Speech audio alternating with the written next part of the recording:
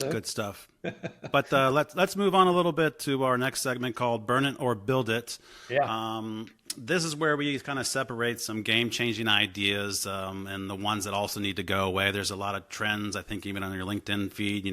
This is dead, that's dead. But let's really, let's figure it out real quick as far as just burning something. We need to get rid of it or build it, and then give me a little bit of a why. So we'll come to the first one: AI conversation intelligence tools. Tools like Gong. Not picking on them, but burn it or build it. No, listen, I'm very much in the build it camp here. I think Gong is a wonderful platform and has brought amazing new insights to lots of companies around how the salesperson is conversing with the buyer and what's happening, what's the dynamic of all of that. So I love those tools. I think, definitely build on that. I think where it's going potentially around the role play thing that you mentioned before is really important to build muscle memory and to make salespeople more effective. Gotcha. We kind of already touched on this a little bit, but as far as generative AI for outreach and discovery, and let's maybe just focus on discovery, burn it or build it. I think definitely build it. There's enormous value in being able to speed up that research process that a salesperson does through discovery. I was just yesterday again on Perplexity typing in, what's the most important thing to a CFO who's running an insurance company right now? What are the key metrics that they're measuring? And, within 5 seconds, I've got 5 bullet points that are really important bullet points. Two of them, by the way, are things I've never heard of. So, and I'm about to go and have a meeting with this person, and I can have those 5 things in the back of my mind or written down so that I can reference them. And I sound immediately like I know what this person's, world is. I mean, go back to what the solution selling book many, many years ago, I think it was in the 80s.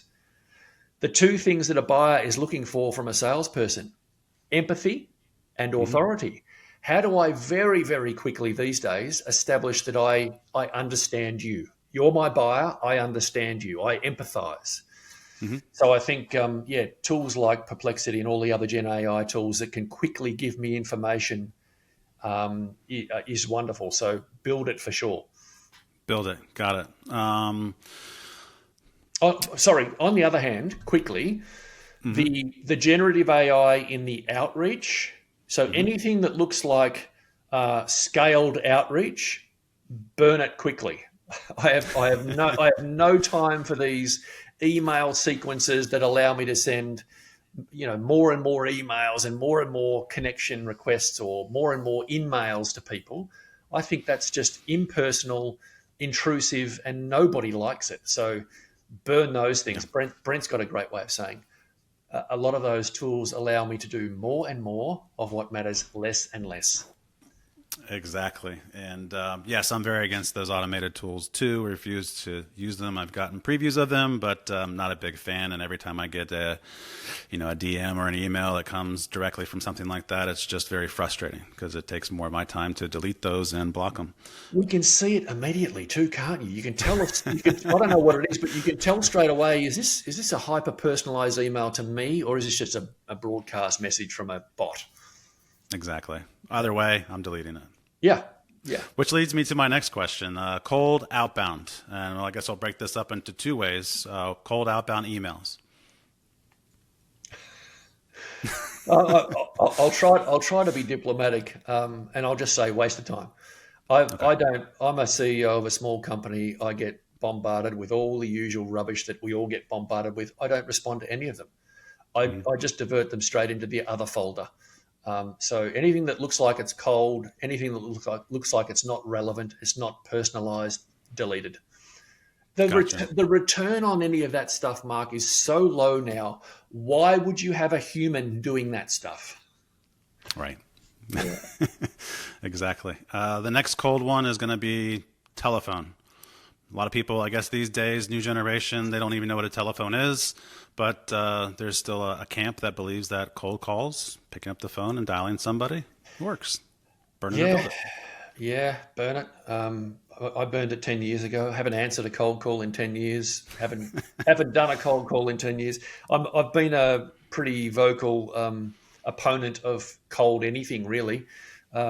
because it doesn't take much to warm the cold call.